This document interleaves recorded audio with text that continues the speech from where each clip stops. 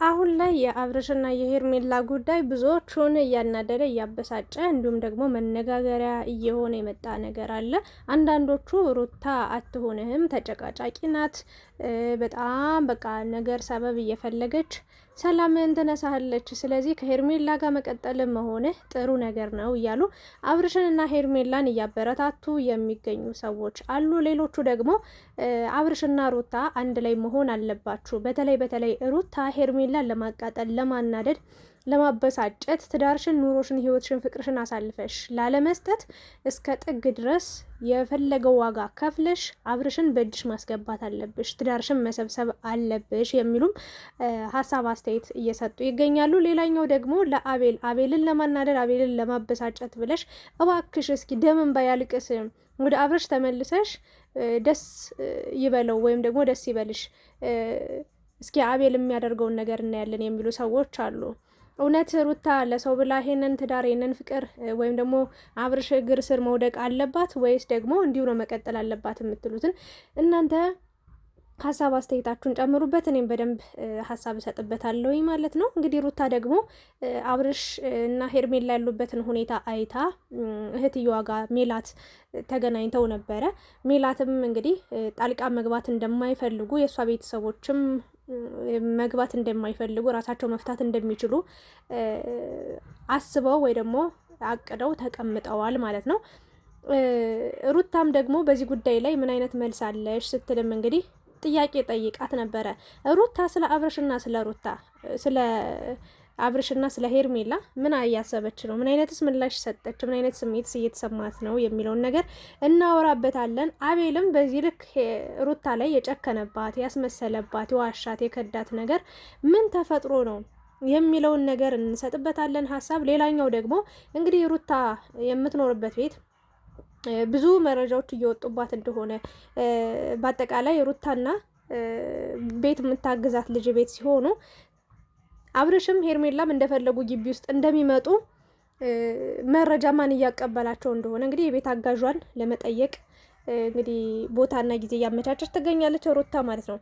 እንዴት ናችሁልኝ የተወደዳችሁ ቻናል ቤተሰቦች፣ በያላችሁበት ሰላማችሁ ይብዛ። አብርሽ በሆስፒታል ያለበት ሁኔታ ወይም ደግሞ የገባበትን ሁኔታ አሁንስ ምን ላይ ነው ያለው የሚለውን ሀሳብ ስጀምርላችሁ፣ አብርሽ ሲጀመር አልታመምም፣ እያስመሰለ ነው የእውነት ለመናገር ማለት ነው።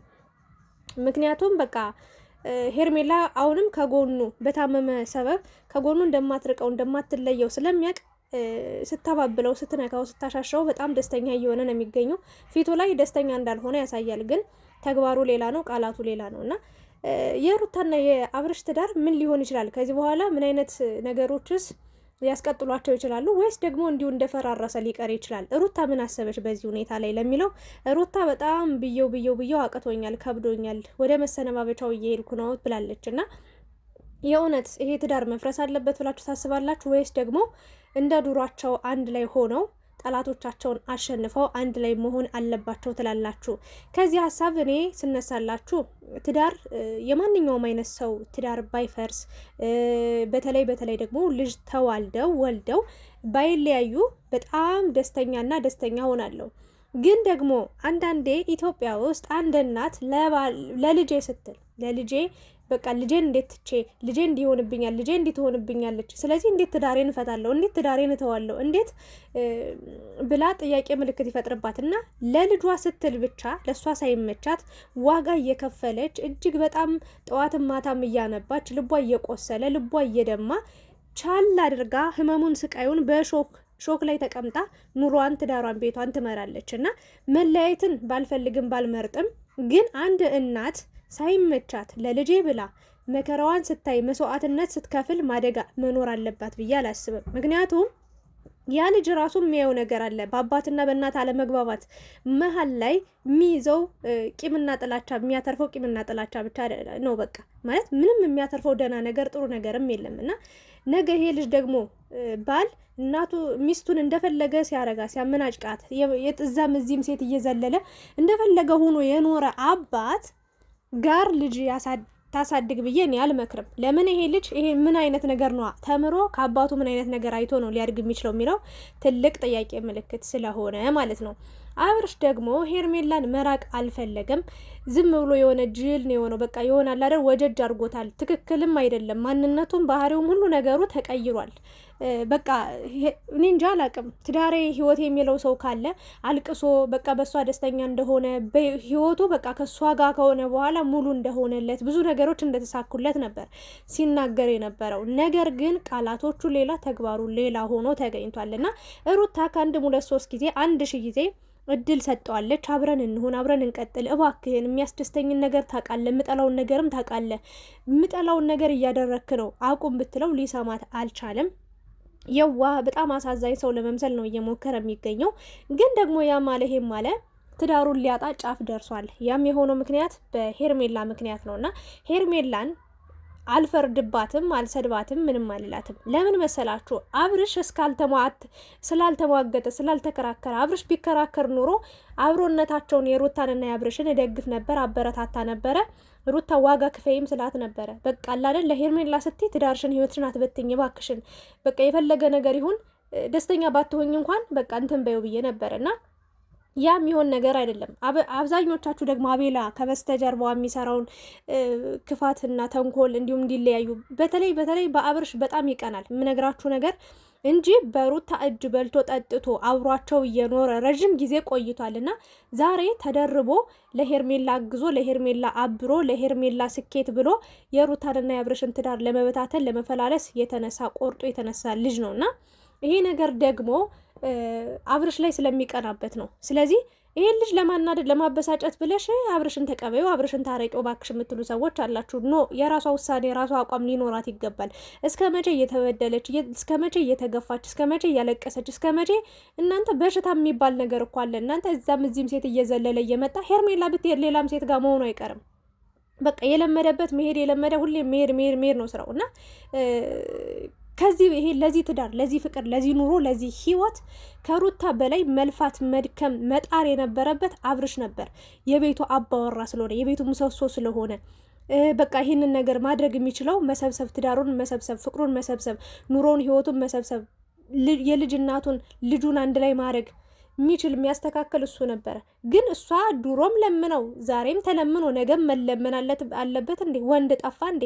እግዚአብሔር ይመስገን ሩታ እኮ ማለት ነው የእውነት እንደው ቦታ ጊዜ ሰው አላገኘችም እንጂ በጣም ስኬታማ የሆነች በጣም ወርቅ የሆነች ፍጥነቷ፣ ቅልጥፍናዋ፣ ብርታቷ በጣም የሚደነቅ ልጅ ነበረች። ግን ችግሩ ምንድነው? ሰው አላገኘችም። አንዳንዴ በህይወታችሁ ላይ ጥሩ ሰው፣ ጥሩ አጋዥ፣ ጥሩ ተባባሪ፣ ጥሩ በቃ ሰው ስታገኙ ከእናንተን የሚመስል ሰው በእናንተ ልክ ጠንካራ የሆነ በእናንተ ልክ ፍቅር አዋቂ የሆነ በእናንተ ልክ ህይወት የገባው ሰው ሲሆን ህይወታችሁ ራሱ እያማረ ደስ የሚል ይሆናል። ግን ደግሞ በተቃራኒው ያኛው የሞተ የደከመ እዛም እዚህም የሚዘል አቋም የሌለው ውሳኔው የሌለው ሰው ሲሆን ደግሞ እናንተንም አብሮ ነው የሚቀብራችሁና ሩታ በዚህ ሰዓት ተውት፣ በዚህ ሰዓት አይደለም የእውነት በእርግዝናዋ ሰዓት እንደዛ ማልቀስ ነበረባት። የእውነት አብርሽ ጥሩ ሰው መልካም ሰው ቢሆን ኑሮ ወይም ደግሞ የትዳር የፍቅር ትርጉሙ ቢገባው ኑሮ እናትነት ምን እንደሆነ ትርጉሙ ቢገባው ኑሮ በእርግዝና ወቅት እንደዛ ያሰቃያትም ነበረ። አሁንም ወልዳ አራስ ቤት እንኳን መታረስ እንኳን በሰላም አልቻለችም። እንዳለቀሰች እንዳነባች አለች። እስከ መቼ ነው ልጅ የምታለቅሰው? እድሜ ልኳን ነው ወይ የተፈረደባት? እድሜ ልኳን ነው ወይ ስታለቅስ እንድትኖር የታዘዘባት? ይሄ በጣም አስቸጋሪና ከባድ ነገር ነው። እንደ እኔ ልል የምችለው ነገር አብርሽ በአንድ ሰከንድ መፍታት የሚችለውን ችግር ሩታ እድሜ ልኳን ያን ችግር ለመፍታት ስትጓዝ መኖር የለባትም። በአጭሩ ማለት ነው። እድሜ ልኳን ከሱ ስር ስትል እድሜ ልኳን ስትለማመጠው እድሜ ልኳን ስታለቅስ መኖር የለባትም። በቃ ራሷን ትጠብቅ፣ ልጇን በስርዓት ታሳድግ፣ ራሷን ትጠብቅ። ከዛ በኋላ ፈጣሪ ደግሞ ለእሷ ያለውን ሰውም ሊሰጣት ይችላል። እርግጠኛው የምነግራችሁ ነገር ግን አብርሽም ወደ እሷ ህይወት ተመልሶ እንደሚመጣ 100% ነግራችኋለሁ። ነገ አልቅሶ ይለምናታል። አሁን ላይ ወደ ሄርሜላ ለመሄድ ልቡ ሸፍቷል። ይሄድና እስኪ ያላየውን አይቶ ይምጣ። የተለየ ነገር እንዳለ ሁሉ እንደዚህ አይነት የሚያሽቃብጡ ሰዎች በጣም ምጠላ በህይወቴ ማለት ነውና ይሄድ። እሱንም አልወቅስም፣ ሄርሜላንም አልወቅስም፣ አልሳደብም። አቤልም ቢሆን ምንም አይገርምም። የሰው ልጅ እንዲህ ነው በቃ። አንዳንድ ሰው ምንም የእናት ልጅ ራሱ አይታመንም በዚህ ሰዓት በዚህ ጊዜ ማለት ነው። ምንም የሚታመን ፍጥረት የለም እና አቤል እንዲህ ማለቱ እንዲህ መናገሩ አይገርምም። በቃ ምንም የሚገርምም የሚደንቅም ነገር የለም። አሁን አብርሽ በአንድ ሰከንድ በቃ አልፈልግም ብሎ ከሄርሜላ ከህይወቴ ውጭ ብሎ ማስወጣት ይችላል። አዎ።